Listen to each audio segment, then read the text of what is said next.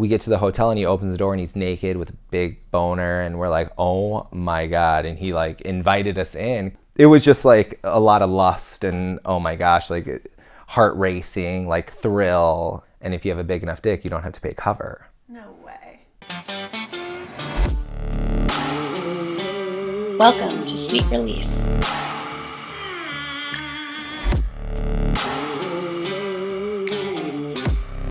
Hi, Cody. Hi, Barbie.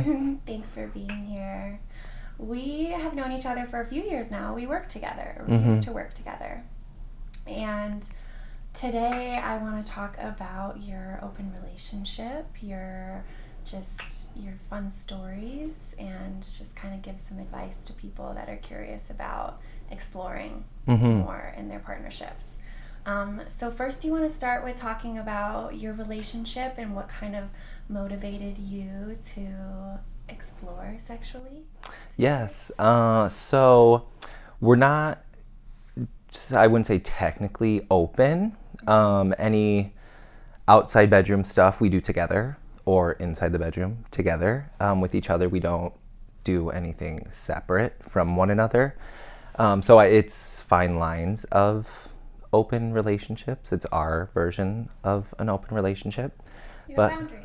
Yeah, boundaries. And they're evolving continuously. So we've been together 14 years. We just had our 14th anniversary. And so, but it started, we were talking, we were very comfortable with each other, and we were just, I don't want to say like in the bedroom getting a little stagnant, but we were both wanting a little more thrill and more engagement. And it's been 14 years, so we've been together since I was a teenager. So I sometimes feel I missed out on dating and going out and one night stands and things like that, which came out in our discussions of potentially opening the relationship. And that is where it stemmed from, and not necessarily missing out, but thinking about like, what if I was single for all these years and haven't met someone, and you're just looking for someone or something. Mm-hmm. Do you, and it's been a couple years, right? Since you've been exploring? Or? Yes. And I feel like you have influenced that a little bit. Like, it was always talked about, but very early in our relationship, we were at a sex toy bingo. We won a deck of cards, and it was like foreplay cards. And one of the cards in there was have a threesome. And I was totally against it and like threw the card away so it wasn't in there. And I was like, no way, like we'll come back to that deck of cards, because then it was just very intimidating. And just, I was like, well, the whole sex toy bingo thing and all the prizes and toys and things that came along with that. What's sex toy bingo? You play bingo at a bar, and there's just like sexual tension where certain numbers, there's a command you do if the number is called. You make a sound of an orgasm when you get bingo. Oh, fun. And then if you don't have a bingo, you get spanked, or if you break a rule, you get spanked. And there's like all sexual related bingo. Right. And yeah, that deck of cards, I was like, oh yeah, well, I'll never be in an open relationship or have a threesome, or oh my gosh, like I was like, Aaron, you're mine, you can't do anything. Like, and I feel like the feeling was mutual. So what was that conversation like initially when you were like, did you bring it up? Did he bring it up? It was after we came to LA. We've been here 7 years, and there's just so many more people here, and the gay community is so much bigger and open, and I've never had to come out in California. Like, sexuality kind of doesn't matter here. It's not a topic for people. So I would get phone numbers, like working, and I would tell Aaron, I was like, oh my God, all these people. I'm like, I want to go on a date with one of them. Like, I don't want to fuck them, but I want to go on a date with them. And so it kind of just evolved, because then I would be like, oh, I have a partner. And then they would be like, oh, not interested. I'm like, oh, I'm like, he was hot, or I'm like, that would have been hot. And then the first time it happened, we were at a coffee shop, and this person, I was checking out this guy, and he was a realtor showing a property, and we eyed each other, and then we went and got coffee, and we came out and sat on the patio, and he was then on the balcony, and we were eyeing each other again, and Aaron was unaware, but I was like, who's this guy? And then I didn't mention anything, but I was like, oh, he's hot, and I know he was checking me out because I was like, You could tell. Yeah. And we left the coffee shop, and his business card was on my bike seat, and I was like, oh my God. And Aaron was like, what is that? And his picture was on it, and Aaron's like, who's that? I was like, he's showing this house right now. So I texted him, and he came right over after his showing, and I was like, Aaron, should we? And he was like, yeah. Like, it was just like a lot of lust and, oh my gosh, like heart racing, like thrill. And we invited him over, and we were like, oh my God, what just, like, I can't believe that just happened. And he was in a suit and pulled up in like a fancy car and just like came right upstairs, and yeah. And so then we were like, oh my God, like and then it was kind of just like forgotten about. We just like talked about it, and like, yeah, it just. But it was organic, and it felt yes, both of you like it felt real. Like nothing we were seeking, and it kind of just happened. And I was like, hey, I'm not by myself. Like because I like present as like a single gay man. Like even on social media, and Aaron's aware, and that is a little difficulty in our relationship, but that's just like my persona, and my life I keep more personal. So that's a struggle that we're working through and going through. And well, that might lead me to a question I was going to ask you, was like, how do you deal with emotions that come up, or jealousy or insecurity? Has that ever been a challenge for both of you guys? It's I would say he has a little bit more insecurities and jealousy than I do. I'm just more alpha and confident, and I've always has been. So then that, like, because I think Aaron's a 10, and like and I feel like I'm a 10, and I like only go after 10s. Like if you're not in my league, I'm not interested, sort of thing. Like if I am just hooking up for a hookup, I'm not emotionally, like it's, if we're hooking up with people, I'm not like emotionally attached to sexual. It's very sexual. Yeah. And like you could imagine like how guys could just fuck all the time. Like I'm like, that's like a quick get off is great. Like, and then there's no, like, I'll forget about all of them, and then Aaron, he'll mention this guy, remember that guy? I'm like, I have no idea who you're talking about. And he's like, well, and then he'll show me a picture. I'm like, I don't remember, because I don't care. Like I'm not trying to dwell Mostly on physical, yeah, mostly physical. There are some times where it's very passionate and emotional, but it's not like, that's not sticking, and I'm not looking for that. So maybe that's why it just, like, it gets filed away and shredded, like, in my head, and I don't dwell if it was good or bad or great, or but when it's great for both of us and the other person or persons, like it's memorable, and we'll attempt again, but nothing like relationship building off of. There has been times where they'll be very into me and then try to wedge themselves between us. We've dealt with that as well. And purposely be pushing him away, and aggressively seek me and my attention only, like through social media, through like private conversations.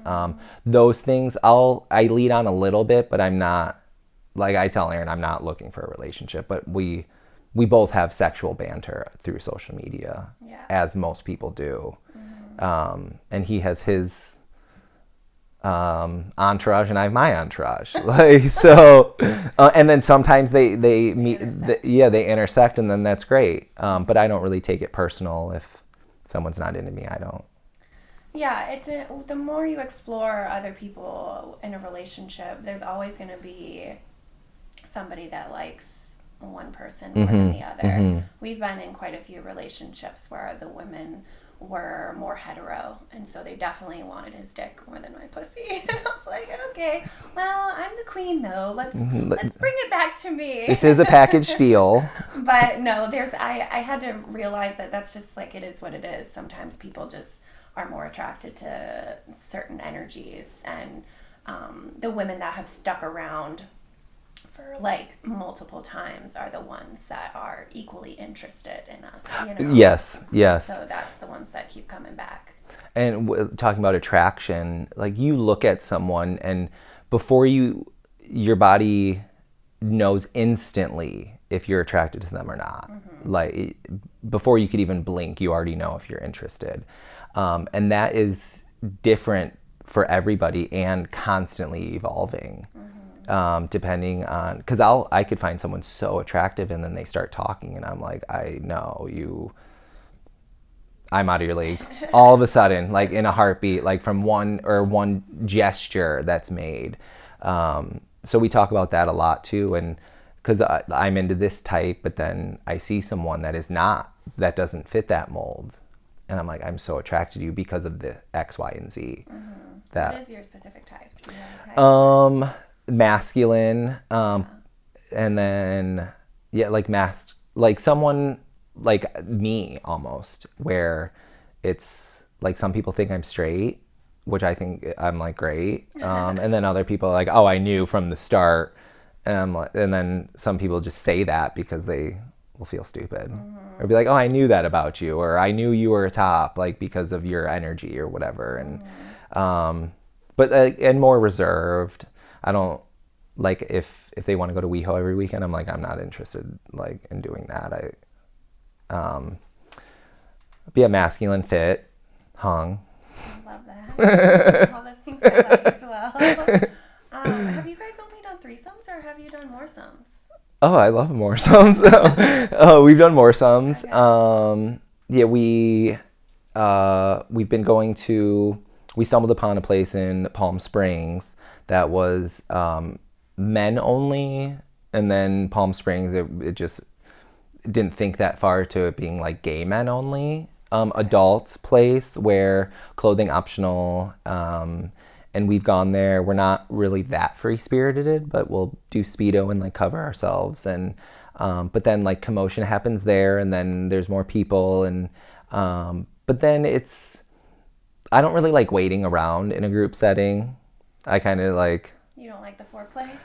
I'm not the biggest fan of like of that. I like to just knock it out. To be honest, yeah, get in, get out. Like if it's going on and I can get in and out, like that would be great. I'm not trying to be the first one there and trying to be the last one there either. Right. Like, so. But it tends to work when it's a bottom and we both fuck them and they're into it. Yeah, that's fun. That's fun. Yeah, so your dynamic in your relationship, you guys both kind of like switch, right? Yeah, we're both pretty fluid. And I feel like most of the gay community is, unless they're like, they've only been a bottom forever. But they, like, if you're in a relationship too, when people say, I'm only this, I'm like, well... it's hard to believe because it's mood based and like craving based, and there's so many factors that go into what you want to do, or like if you're just trying to go to bed, you're not going to be fucking all night, like you're just going to get off before bed and go to bed. Like, you know, or before work in the morning, like real quick. You're not going to be, are you going to top? Are you going to bottom? Like I got to go to work, so we're not going to be doing any of that. But so what does a quickie entail? Oral? Yeah, oral. Yeah, pretty much. Yeah.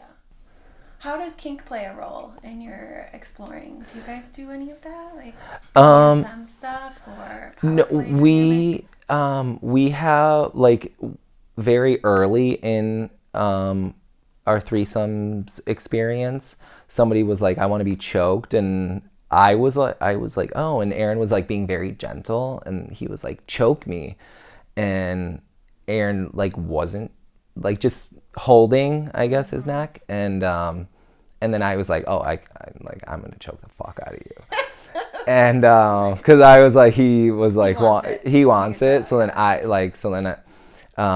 I started doing it, and like I was like about to break his neck, I thought, and I was like, this is so hot, and he's like, more, and I'm like, you're gonna die, you might die. But like, so that I was like, oh my gosh. And then Aaron's like, I'm not into that. He's like, that was scary, and he's more gentle. Yeah, he is a gentle. But too, like, I feel like the threesomes is like a kink. So there's not anything that we have that is like BDSM. But we talk about it, and we're like open to it. It's just haven't really found. But in Japan, some of it, like it's in our path, like it's kind of like manifesting itself into our journey. Japan, yeah, you were just there. Yes. So, and your BDSM stuff hanging up, I'm like, there it is. Like it's yeah. So it's kind of underground in Japan, right? Like, yes. there's a bit of a culture there was a like a little district, a little WeHo there. But so we went out on a Thursday night, and we were the only ones out there. Like nobody was at any gay bar, and we went to each one, and we're like, this is stupid. And they were telling us, oh, come back tomorrow. Like no one's gonna be out tonight. Come back tomorrow. We're open till 5 Friday night and Saturday night. And we were like, oh, okay, great. So then Friday night we went out at like 10 o'clock, and no one was out yet. And we're like, what the heck? And we passed a club or a bar. We were unsure of what it was, but there was a line of 100 people. And I was like, I want to get in line before the line gets longer. And I didn't know when it opened, and everything's in Japanese. And everyone is Japanese. So there's language, cultural barrier.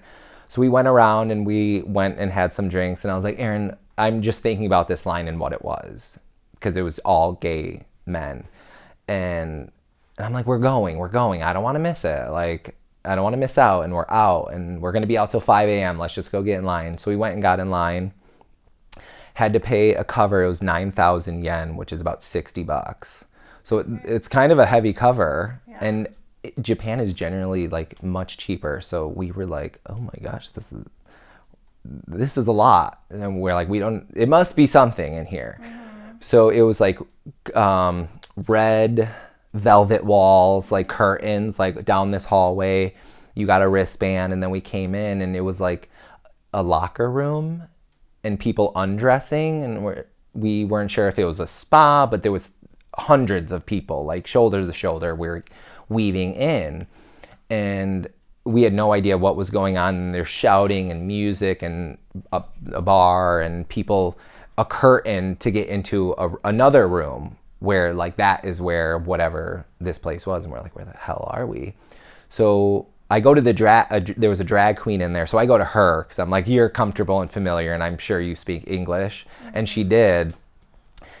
And I said, well, I don't know, we don't know, like looking at her with confusion. And she said, you have to take your clothes off, and you can only wear your underwear. And so I unzipped my pants and showed I wasn't wearing any. And I'm like, oh my gosh, they're going to just make me walk around covering myself, and I'm going to be the only naked one, because it was underwear only. Shoes and underwear, that was it. And she said, no, you could only stay in this commons area if you don't have underwear. You have to keep your clothes on.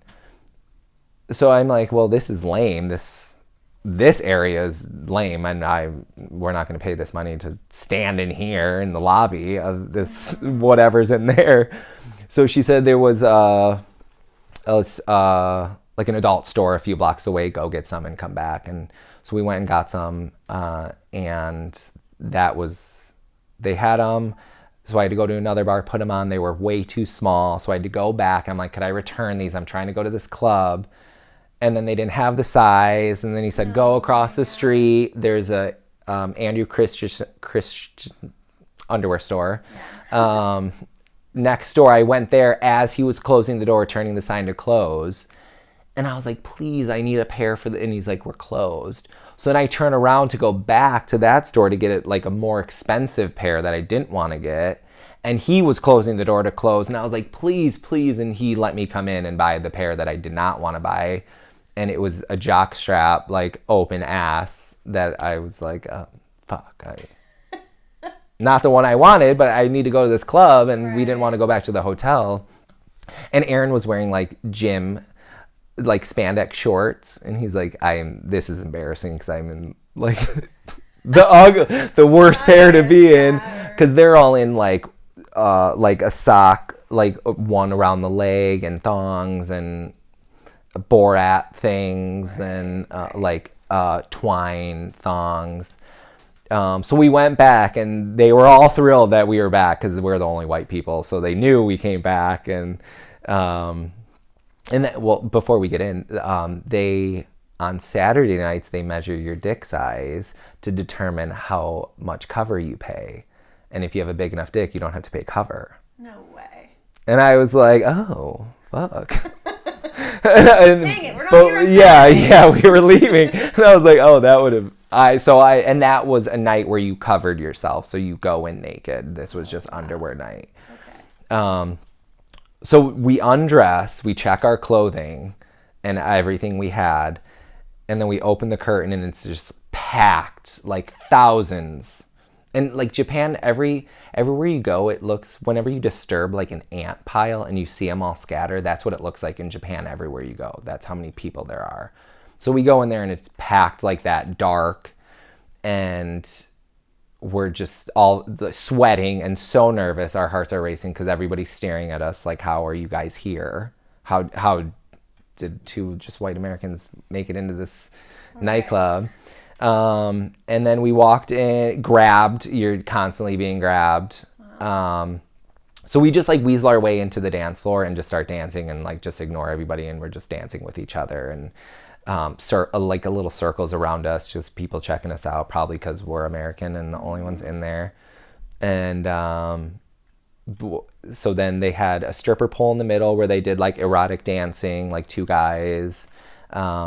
And then everybody sat down, like knelt down for the stage, and then a little drag show happened, and then dancing again. And we kept seeing all these like sweaty guys, and we're like, where are they coming from? And there was a dark room like in the corner with like a little slit where you weasel your way into to do whatever you want in there. Nice. Which we were attempting to go into watch and view, but it was just it was just way too packed, so we never made it in. But we were like gestured to come along with different individuals that were in there. And then we were the only ones dancing. It was a lot of standing, and I don't know like what kind of even club it was, because there wasn't much dancing. It was just, I was dancing the most. I was just pretending I was on Molly, and like that's what I was just thinking about. I'm like, I'm just tripping, and this is awesome. And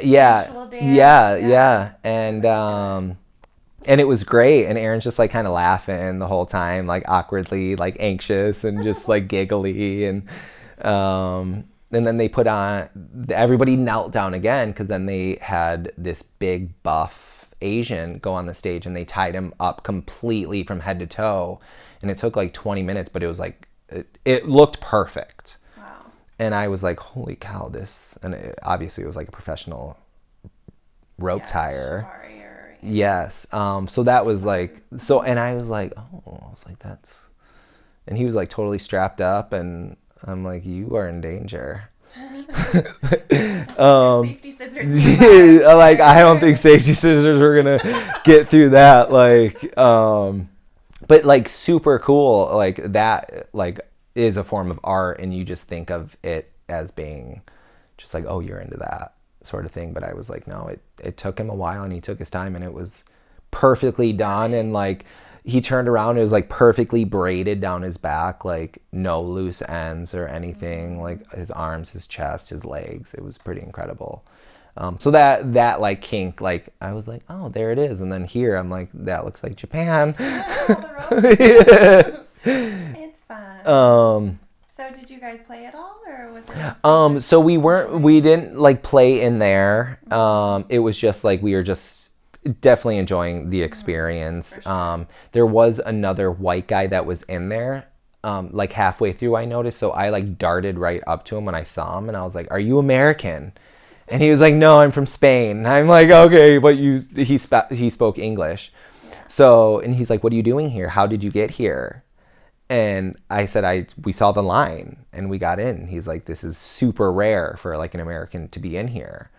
And but it was really cool. Like, you didn't, how you paid for your drinks, they tallied your wristband, and then you paid like for your your clothes check at the end with whatever drinks were on your wristband. Nice. And you were free to go and put your clothes on. So, and we were like, we want to go back, and like when you do something exciting for the first time, you want to go do it again to get a more genuine or more fulfilling experience. But it was so cool to stumble upon that and like find like this little underground. Because then we were telling people, like, because then we went out, the bars were open till 5 and now it was like 1. So we were like, oh, it's still kind of early. And we can't imagine what happens for the next few hours at that place. Right. And so we just like bounced around to like all the gay bars, like, and showed our faces, and only Americans everywhere we went. Made like some friends that then were like hooking us up all night. Nice. Like, that felt cool, and just flirting our lives away. I love it. Perfect pan. I love it. Thanks for sharing. Yeah, you're welcome.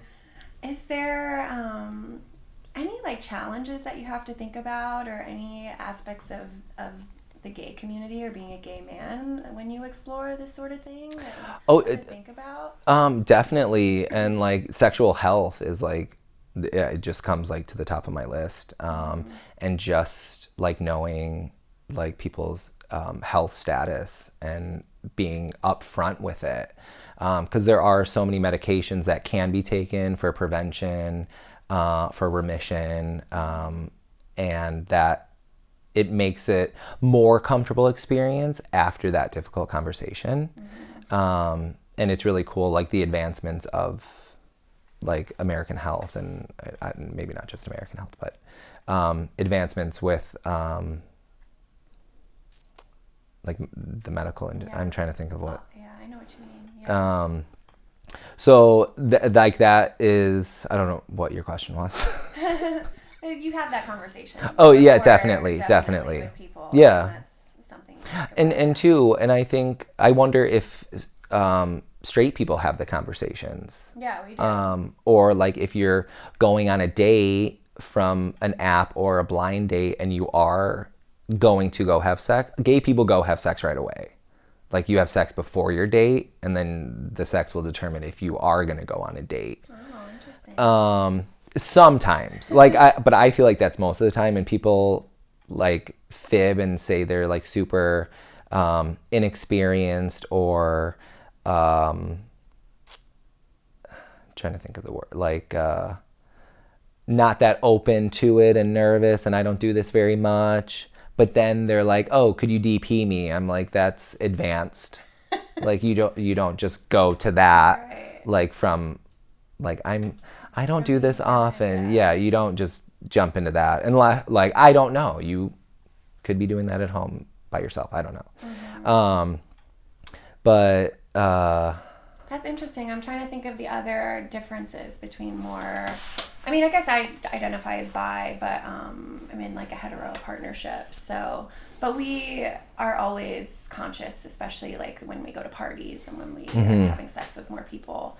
We're always conscious of, having that conversation of just testing and just awareness and all that. But the having sex before the date is fun. I'm trying to think if there's anything else that you guys do differently.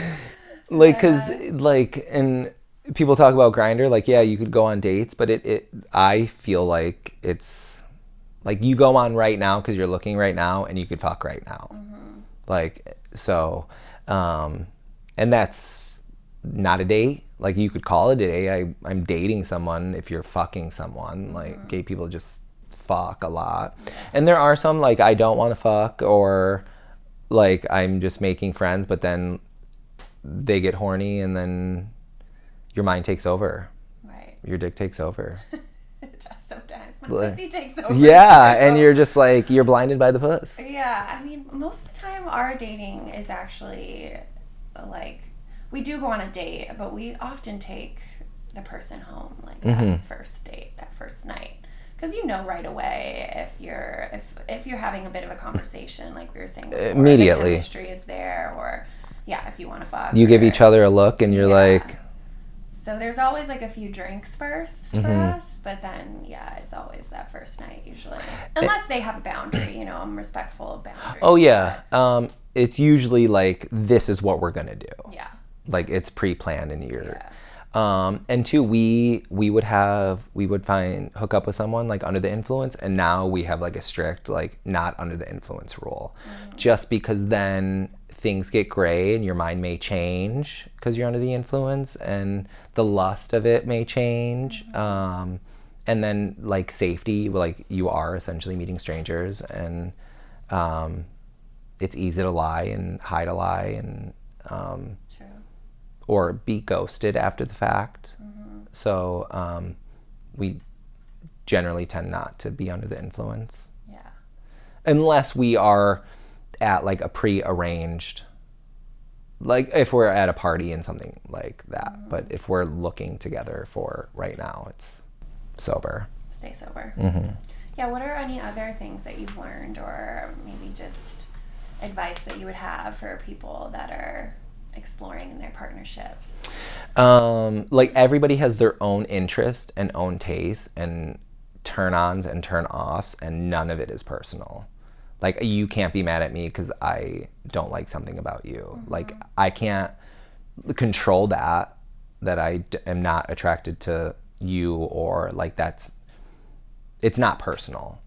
Like, and it's some people, like when they are trying to wedge themselves, like that's personal, and on purpose. But if you're generally not attracted to someone or into whatever they're into, like that's nothing to worry about. It's good advice. It's hard to take a lot of us take things personally. Oh, extremely. Leads to shame or, you know, a lot of it. Just got to keep that mindset. It's good advice. What like parts of, like, how has this changed and shifted your partnership with Aaron? Has it been really, like, has it been like a lot of growth, you know? Like, do you feel like it's opened you guys up? Is this kind of the trajectory you're going to move towards in the future? Like, is this, I don't know. So it's like kind of like I said, it's evolving. Right. And I'm 3 different people from when we met, and he's different personas from when we met. And so it has slowed down. It, like, there's high points and low points. Sometimes we're not seeking anything, like most times, and then sometimes it started when we would go on vacation and we'd be like, oh, let's fuck someone here, like wherever we are, because then we're not home, no one knows, here, like at home here, and then sometimes we're just like, we're fucking horny, let's like, and when somebody else is interested, that makes it like that makes it great. But there are, like with any advancements, there's struggles and accomplishments along. So we still like find things that irritate both of us that we talk about, and we know when one of us is irritated with something, and then we say, let's go have a drink, and then we talk about it and we air it out and we get on the same page almost every day. That's nice. So it's good to be on the same page. So it leads to a lot of communicating. Like, and we try to like hone in to like same paragraph, like get really in depth to what is great or what is the bother. Do you have any other positive experiences or accomplishments or stories you want to share? Yeah, one of a guy this is a funny experience. There was this super hot guy in Chicago, and we thought we were being catfished because I feel like I've shown you pictures of him before. Okay. And we were like, we're being catfished, and we're going so hot, and he's at the fanciest hotel, and he's like, I'm on the 60th floor, and I'm like, there's no freaking way you're real, and we're gonna get there, and you can be like grandpa or some like rich, like trying to sugar daddy us. And so we were so nervous, and this was like very early in it, and we get to the hotel, and he opens the door, and he's naked with a big boner, and we're like, oh my God. And he like invited us in, because too, like, we'd never spoken. It's only over text. So then also there's that barrier. And he could have easily shut the door, and we came right in and had a great time. And we like went to the coffee shop right after, and we were like, holy fuck, oh my God. Like, we kept saying his name to each other, because it's like a European name. And he like messaged us, and he's like, come back anytime. And we're like, oh my God, we're here for 3 more days. And he's like, I'm leaving tomorrow. Come tomorrow before we check out. And we're like, there's no way we're gonna be able to do that again. And so we were just like waiting. Like, we didn't do anything. Like, we went out and had like 2 drinks, because we're like, we don't want to get too drunk. We don't want to be under the influence if he calls us to come back. Like, we were like on standby. We are dickmatized. And Love that word. And the next morning he's like, come back, and we're like, oh my God, here we go, like so stoked. And we get there, and the first time he didn't come, and he was like totally chill with that. And then it's kind of like, it sucks when one of them doesn't come, but then some people just don't, or like whatever. And then he came, and it was so hot, and we were putting our clothes on, and there was a knock at the door. And we're like, who the fuck is here? And he's like, oh, fuck. He like got a little panic, and we opened the door, and it was another hookup coming. And we were like, we all 4 of us were like, bye. Like, me and Aaron were like, bye. And we just left and went back to the same coffee shop, and we're like, what the fuck just happened? And we were like, and Aaron was stoked. He's like, well, he came, so he's not going to come for that guy. Like, and yes. And then he like, so, and then we became friends on social media. He lives in LA. We're like, oh my God, I can't wait to see you in LA. And then, so he's just like one of our buddies now. Like, we're no longer hooking up with him. It was just like, it was just that one time, but we had been very friendly on social media. And he was like top 2. Love it. Fuck yeah. Well, as we're wrapping up, I do have like a final question for you that I'm going to start doing with all my guests. This is the Sweet Release podcast, so it's about that sweet, sweet release. When was the last time you had a good orgasm? The most recent one you had. So we just got back from Japan a week ago, and we were gone for 3 weeks. So we got back. It was late. It was like 11 o'clock, and we just had the Uber drop us off at the grocery store right down the street from our house. So we could get some food and a couple drinks and just go home. And we got those things. We made it home, and Aaron was like, oh, there was this cute guy at the store that we were eyeing, or him and those 2 were eyeing. So he's like, let me go online and see if I could find him. Found him, came right over. Oh my God. And I was like, Aaron, what's going on? I was like, well, we just got home. We have like, our backpacks are still on our back, like, and he was on his way over. And he was super timid, and I don't do this often.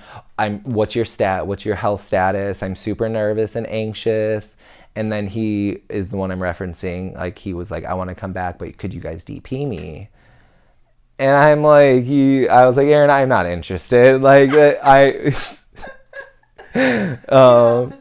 I was like, you don't tell me. Yes. But then I think a lot of people you don't show all your cards. I especially don't. Yeah. Like, right away. That was a fantasy of his too, that he wanted to be fulfilled. Exactly. And then you're just like, you could be so into something, but you're not ready for it. Or like, build up your experience and confidence to attempt something further down your fantasy. So I guess DP, I've never thought of it for a guy. That's just your butt and your mouth, right? Like those. No, 2 in your butt. Double in your butt. Oh yeah, double. I was thinking. That's Eiffel Towering Oh yeah. is Okay. in the mouth. Well, because for a woman, I guess I was thinking vagina and butt, but technically it could be both vagina or, I don't know. There's different. It's your interpretation too. Yeah, okay, cool. That is wild. So that wasn't, you didn't come. Oh yes, we did. Did? Yes, we did. Okay. We did, and it's always like nervous because I was like, I have no idea who this person is. I wasn't eyeing him at the store. So there's always that like little thrill also that I love. And I'm like, oh, this is the guy you were talking to at the store. Not exactly my type, but I'm into it, and I'm into Aaron, and if Aaron's excited about it, I'm excited about it. For sure. So, and I don't put any judgment on anybody and what they like and don't like, because I'm not them. Yeah, very true. Well, I always love chatting with you, Cody, and I miss working with you. Same. Always had good banter and chats about our sexcapades. So I appreciate you coming on and being vulnerable and opening up. Absolutely. You made it more comfortable than I was expecting. Good. Well, thanks again. Any last words? No, I just I wish we would have recorded our sexcapades like while we were on the clock, and like every chance we had, just 10 seconds to say to each other about something. So it's really cool to see it come to this. Yeah. Congrats. Thanks, babe. Thank you.